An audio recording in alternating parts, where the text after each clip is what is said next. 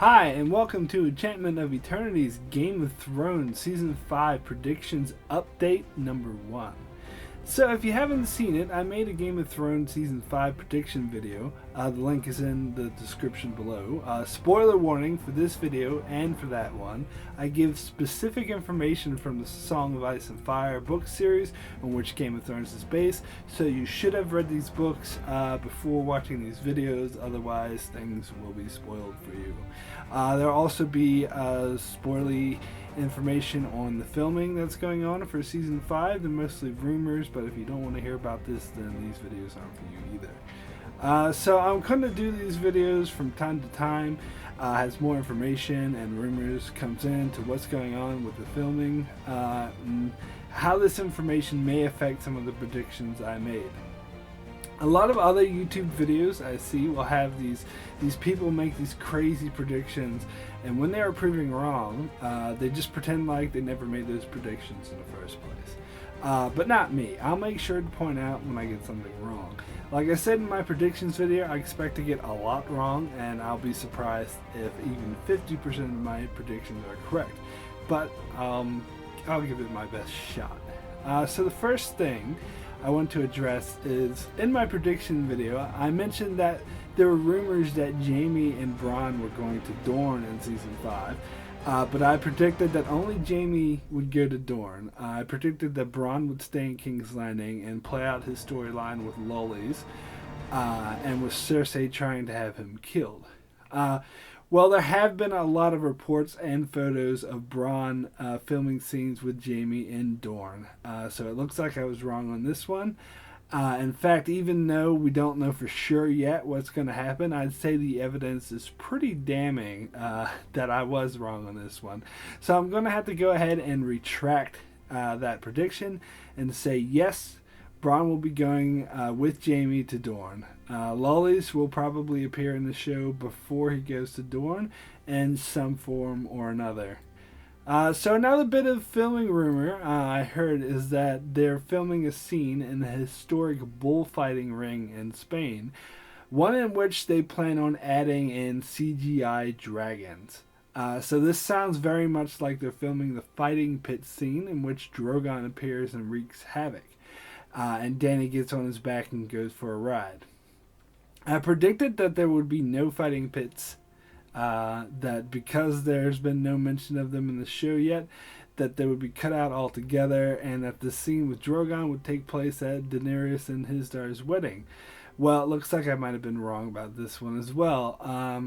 Just so I'm clear, nothing has been confirmed yet, and these are just rumors. I could yet prove to be incorrect, and my prediction about no fighting pits could still be right, but it's not looking good for it. So I gotta point out I may be wrong about this one as well. So another piece of information I find interesting is in an interview with Sophie Turner, who plays Sansa on the show. She was, of course, being cryptic about what would happen next season. She did say, when talking about Sansa's storyline, that we would see some familiar faces next year, which does make me think that Sansa and Littlefinger will run into other characters we know and won't just be by themselves in the Vale dealing with characters that haven't been introduced yet like they did in the books. In my prediction video, I said that there was a possibility that Brienne and Podrick would run into Sansa or Littlefinger at some point.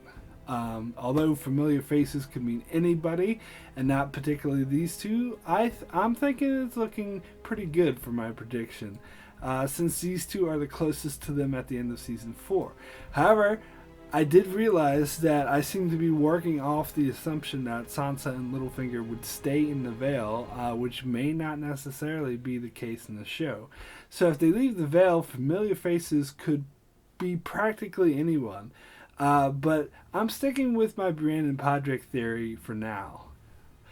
Another bit of news is that the actor who was cast to play Dennis Mallister died after only 4 days of shooting.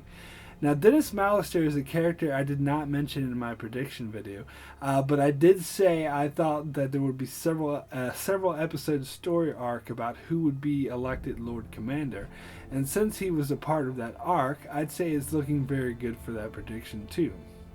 Although the showrunners did say they were not going to recast the role, so they only have 4 days worth of footage.